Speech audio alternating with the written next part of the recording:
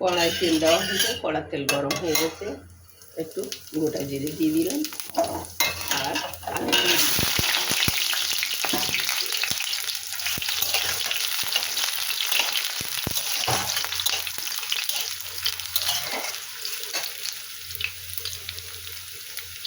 তারপরে একটু পেঁয়াজ দিয়ে দিলাম।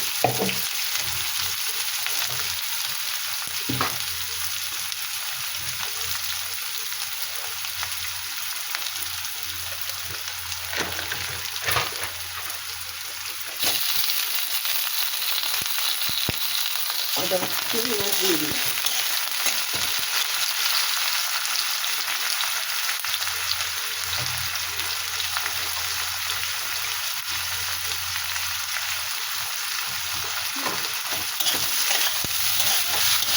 এইভাবে এটা ভেজে নেব।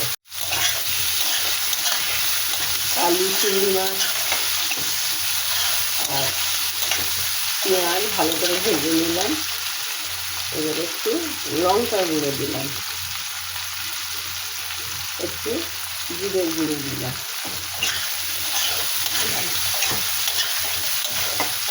দিয়ে এই চিকেনগুলো দিয়ে দিলাম।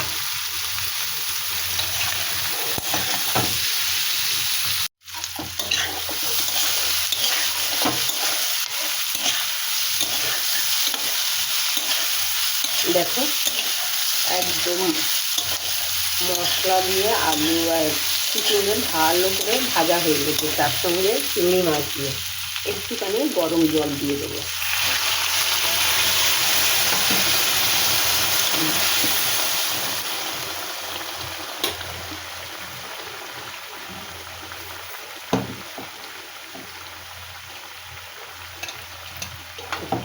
দিলাম চিনি দিলাম।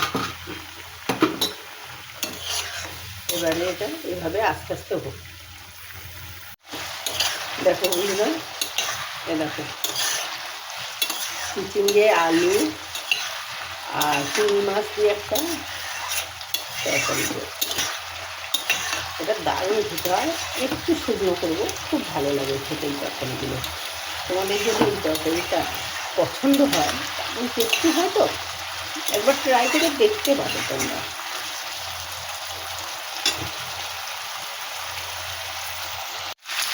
দেখো বন্ধুরা, এই দেখো আমার আলু চিচিঙ্গে দিয়ে চিংড়ি মাছের ঘন্ট মানে চচ্চড়ি যাবে গেলে রেডি হয়ে গেছে। এবারে আমি গ্যাস অফ করে দেবো। হয়ে গেছে, এবার নামিয়ে নেব। দেখো বন্ধুরা, এই দেখো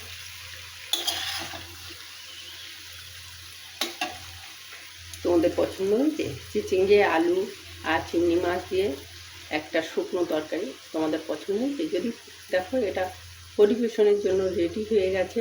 যদি পছন্দ হয় তাহলে একবার লাইক কমেন্ট শেয়ার করে দিও। পুরো ভিডিওটা দেখার জন্য বন্ধুদের ধন্যবাদ।